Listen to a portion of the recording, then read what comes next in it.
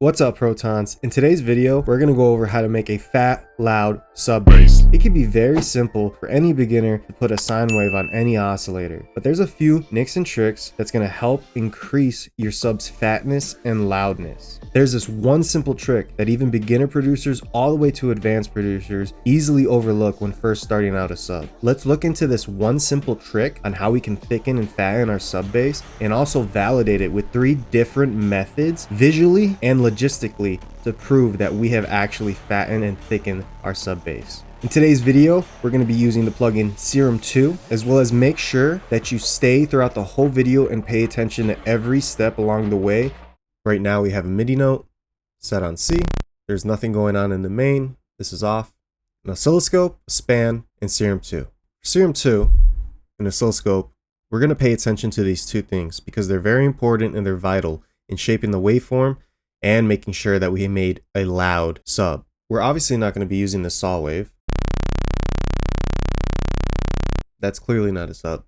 You're going to go analog, basic shapes, and there you go. We have a sub. Now, how do we make it loud? Generally, most people will just boost it, and that's pretty loud. But how can we get it louder? First, what we're going to do is take off the randomness. We want to make sure each time we play a note that it starts at the same position, because if it doesn't and you're playing different notes in a track, each time you play a MIDI note, it's going to have a different range of volume. It could play in different phases. It could play here, it could play here, it could play here. So we want it at a constant phase too as well, which leads me to my next point, phase. We're going to pay attention to the oscillator as we move down each phase. So let's play the note and move the phase and see if it changes anything.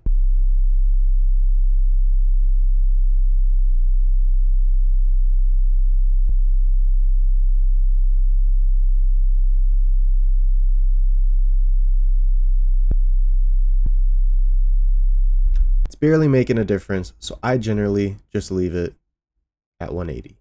But how can we make this even louder?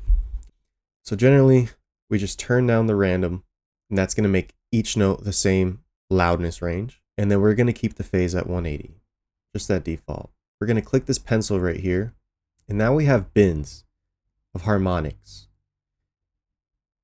As I click through and drag, it shapes a different wave. As you can see, that's not a sub. We're going to click back. And just for reference, if we click out of here, the wave table that you just made is now on here. We're going to go back in here, and we're going to click out of that. And we're back to our sub. So we've raised the volume. Let's try to raise the volume here. As you can see, it still remains at the default area. So what we can do is add harmonics. And generally in this third bin, is a general area where you could fill it out and create a deeper sub. We're going to pay attention to the wave table and these wave shapes. And as you can see, as I fill this in, it's going to increase the width of this sine wave almost, and increase the height, making these lines almost fill up this whole area. We're going to pay attention to this third bin, and we're going to fill it in.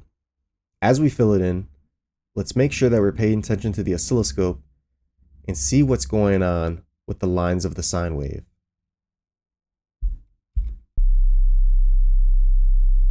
I am now going to start increasing the third bin.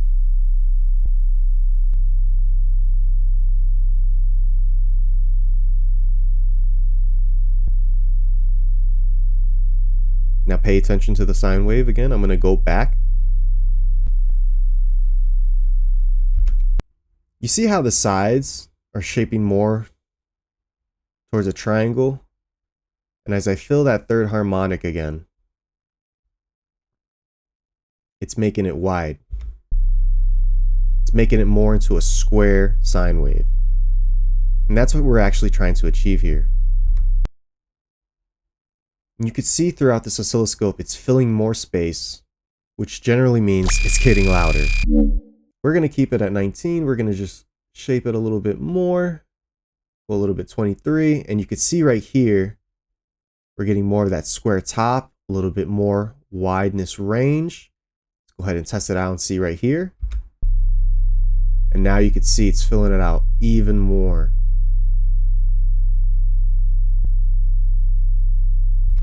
So let's go back, before, after.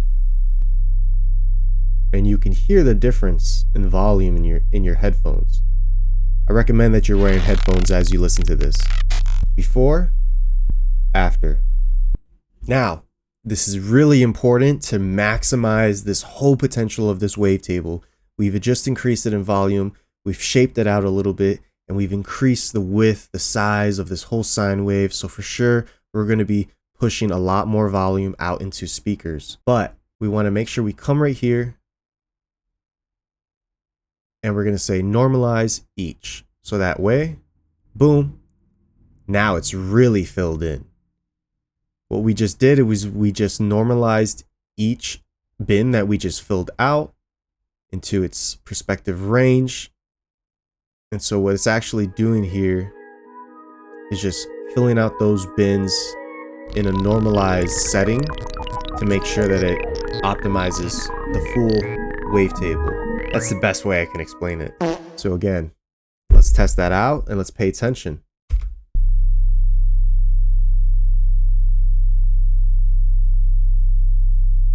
For sure, just a little bit louder. Not that much difference in the width. Let's see if we can go back.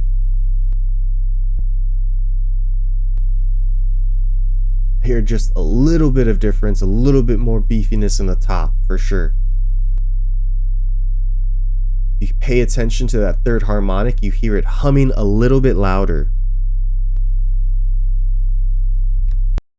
So after applying everything, we see a nice, beautiful square wave. Let's go back to what we had before. Regular sine wave, no harmonics filled in, just a regular default sine wave. Regular sine wave. And now let's go to the one with the one simple trick that we just did. Nice and loud, nice and fat, nice and width.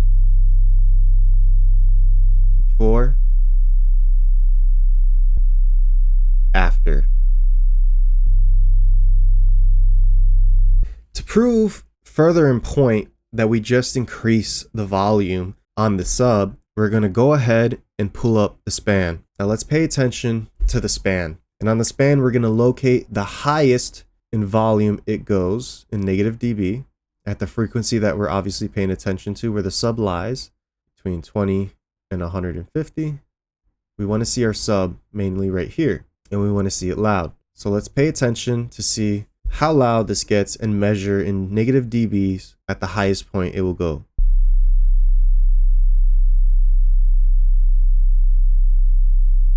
We're about at a constant of negative 33.9, negative 33.7. All right, now let's look at the span of the fat sub that we just made. We're trying to be negative 33.9. And as you can even see here, we have an additional harmonic that's making it fatter.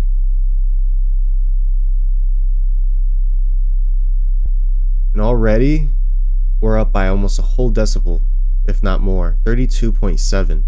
So clearly, just by adding a little bit into that third bin, that third harmonic, we made this louder and fatter. So let's just look one more time and pay attention into detail. In this regular sub, we don't see that third harmonic increasing that width, nor increasing that height. At a constant of almost negative 34, if we go to our fat sub, we're going to solo that channel. You can already hear the difference in almost at a constant of negative 33. Almost 1 decibel louder. To prove this even further, we're going to go ahead and add on U-lean loudness meter 2. And what this does, it's going to measure how loud in LUFS your track is. And what we're going to do is we're going to play and we're going to solo each one and see what it creates. And we're going to pause to see at the loudest point when it stops. Stopped about right there. So 17.2, this is the regular default sub. So as we stopped at the default right here, we could pay attention to the LUFS, momentary max, negative 17.1, short-term max, negative 17.2, true peak max, negative 9 decibels, right? So when it comes to loudness meters and paying attention to negative dBs, you actually want it to get closer to 0. As you get closer to 0, that means it's going to be louder. We're pretty much at negative 17. This is the default sub. Now let's go into the fat sub. Whoa, almost 1 whole decibel closer to 0, which means that is definitely louder. Just go back. Negative 17.1. Negative 15.9. So almost 1 whole unit. And let's look at the short term. Short term true peak is about the same, but momentary and short term means you're actually going to feel more, you're going to actually hear more. Definitely we just increased the volume. And this was just one simple trick.